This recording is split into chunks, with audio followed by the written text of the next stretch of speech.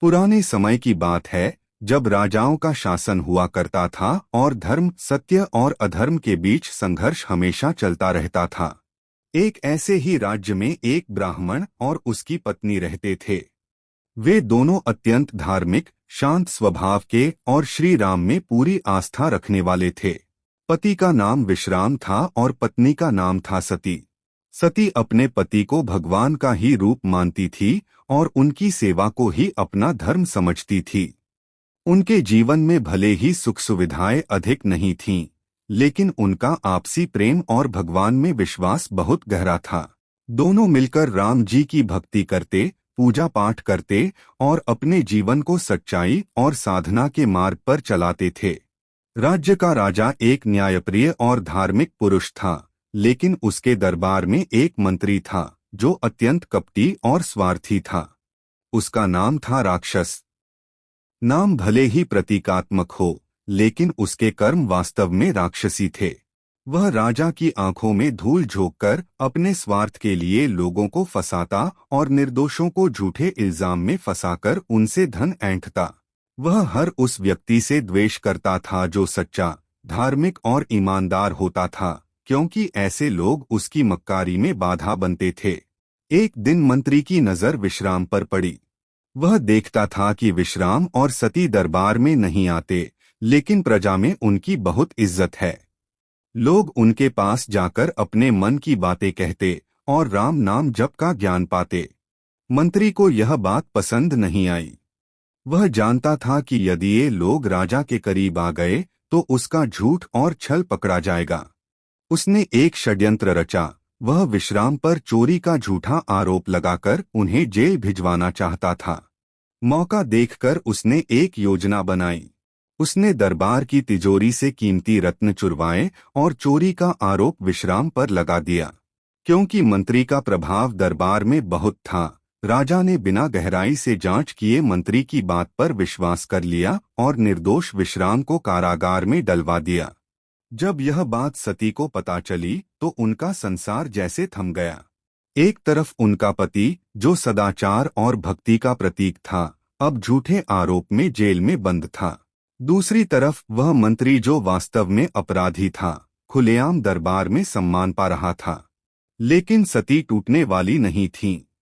उन्होंने भगवान पर विश्वास रखा और निश्चय किया कि वह अपने पति की सच्चाई साबित करके रहेंगी, चाहे इसके लिए उन्हें कोई भी रूप क्यों न धारण करना पड़े।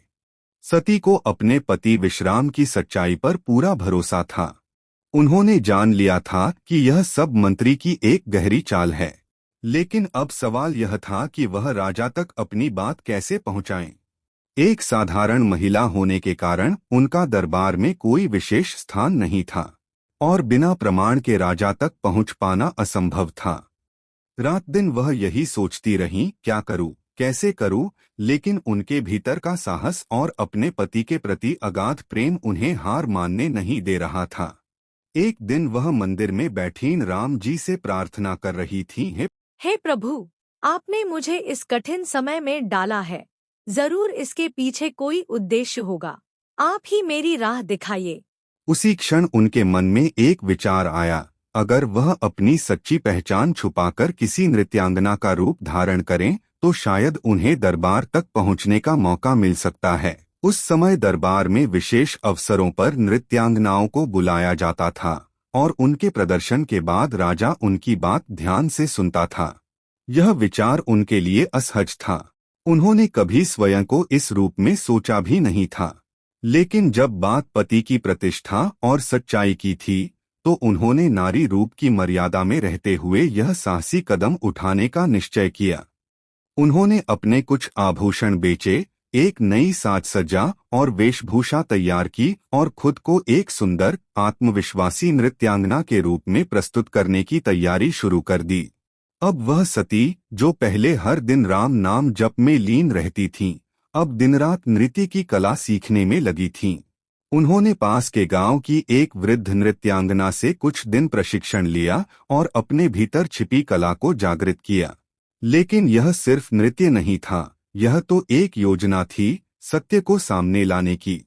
जैसे ही दरबार में अगली सांस्कृतिक सभा की घोषणा हुई, सती ने वहां नृत्य प्रस्तुति के लिए अपना नाम भेज दिया, एक नए नाम से, चंद्रकला। इस नाम के पीछे छिपी थी एक नारी जो सिर्फ अपने पति की सच्चाई और इंसाफ की मांग करने जा रही थी। उसके हर कदम में दृढ़ता थी, हर अभ्यास में आंसू छिपे थे और हर ताल में एक उद्देश्य था, असत्य का अंत और सत्य की जीत। आखिर वो दिन आ गया जब महल में भव्य दरबारी उत्सव आयोजित किया गया। पूरे नगर से कलाकार बुलाए गए थे। राजा स्वयं सिंहासन पर विराजमान थे और मंत्री भी उनके पास बैठा था, हमेशा की तरह मुस्कुराता हुआ, परंतु भीतर ही भीतर अहंकार से भरा हुआ। उसे नहीं पता था कि आज के इस उत्सव में उसकी असलियत सामने आने वाली है। संध्या का समय हुआ। राजमहल की सभा में जब चंद्रकला नाम की नृत्यांगना का नाम पुकारा गया तो लोगों की निगाहें उस ओर घूम गईं। सती, जिन्होंने अब चंद्रकला का रूप धारण कर लिया था, आत्मविश्वास के साथ मंच की ओर बढ़ी। उनके चेहरे पर घूंघट था, पर चाल में गरिमा और आंखों में तेज था। संगीत शुरू हुआ और उनके पांवों की हर थाप जैसे दिल को छू रही थी। सभा में सन्नाटा था, हर कोई मंत्रमुग्ध होकर उसे देख रहा था। लेकिन यह सिर्फ नृत्य नहीं था, यह तो एक प्रस्तावना थी उस सत्य की जिसे वह सबके सामने लाना चाहती थीं। नृत्य के बीच बीच में उन्होंने अभिनय के माध्यम से एक कथा को भी पिरोया, एक ऐसी कथा जिसमें एक निर्दोष व्यक्ति पर झूठा आरोप लगाया जाता है और असली दोषी सत्ता के बल पर बच निकलता है। इस नाटक की शैली में उन्होंने पूरे घटनाक्रम को दर्शकों के सामने रख दिया, पर इस अंदाज में कि कोई सीधे नहीं समझ पाए कि ये उसी राज्य की सच्चाई है। राजा चकित थे। उन्होंने नृत्य समाप्त होने के बाद चंद्रकला से पूछा, देवी, यह जो कथा आपने प्रस्तुत की, क्या यह किसी सच्ची घटना पर आधारित है? सती ने विनम्रता से कहा, महाराज, यह सिर्फ कथा नहीं, किसी के जीवन की पीड़ा है। आपके राज्य में एक निर्दोष को दंड मिला है और एक दोषी दरबार में सम्मानित होकर बैठा है। क्या आप सच्चाई जानना चाहेंगे? मंत्री की मुस्कान अब धीरे धीरे खिसकने लगी थी। राजा गंभीर हो गए थे। उन्होंने कहा, यदि तुम्हारे पास प्रमाण है तो निःसंकोच कहो। इस राज्य में अन्याय की कोई जगह नहीं। अब समय आ गया था। सती ने घूंघट उठाया। जब सबने उनका चेहरा देखा तो कई दरबारियों ने पहचान लिया।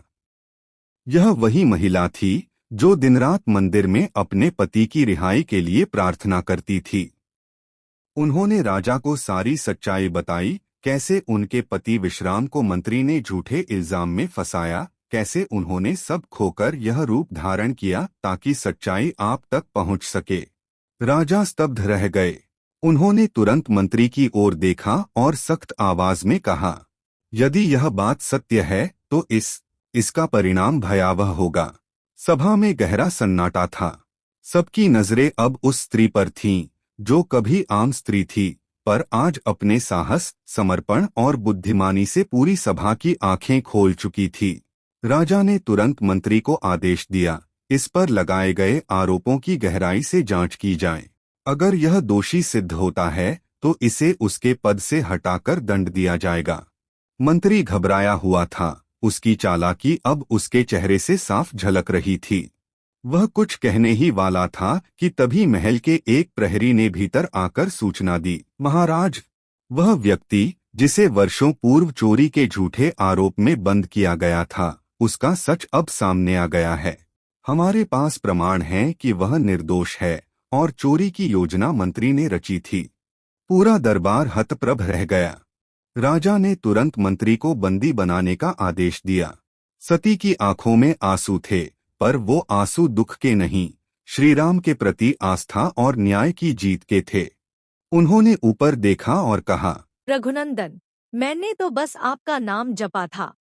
हर कठिन घड़ी में बस यही कहा, राम राम राम। जब सब रास्ते बंद लगे तब आपके नाम ने ही रास्ता खोला। मैंने न कोई छल किया, न कोई शस्त्र उठाया, बस आपका नाम ही मेरी ढाल बना रहा। राजा स्वयं सिंहासन से उठे, सती के पास आए और बोले, देवी, आपके तप, आपके साहस और श्रीराम के प्रति आपकी भक्ति को मैं नमन करता हूँ।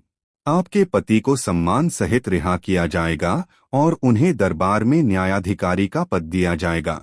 सभा में जयघोष गूंज उठा, जय श्री राम, सत्य की जय हो। विश्राम रिहा हुआ। उसकी आंखों में अपनी पत्नी के लिए गर्व और भावुकता थी।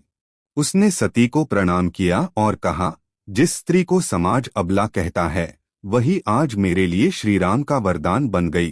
तुमने मेरा नाम तो नहीं जपा, पर राम नाम जपते जपते मेरे लिए आशीर्वाद बन गई। इसके बाद सती ने मंदिर जाकर श्री राम के चरणों में दीप जलाया और कहा, हे प्रभु, अगर कोई व्यक्ति सत्य के मार्ग पर हो और सच्चे मन से आपका नाम जपे तो कोई अन्याय, कोई ताकत उसे झुका नहीं सकती। राम नाम सिर्फ शब्द नहीं, वो तो आत्मा का बल है।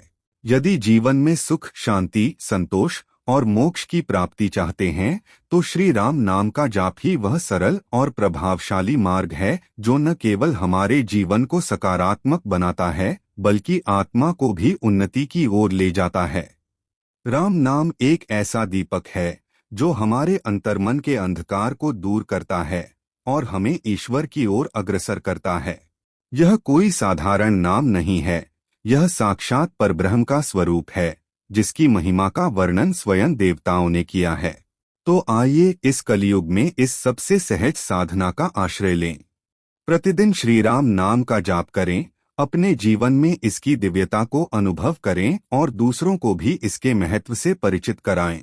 राम नाम ही सच्चा सुख है, वही मोक्ष का मार्ग है। राम से बड़ा राम का नाम है, यही युगों युगों का सत्य है।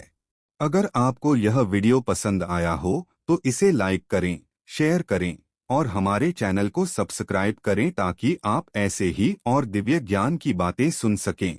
कमेंट करके बताएं कि आप राम नाम का जाप कैसे करते हैं और इससे आपको क्या अनुभव हुआ।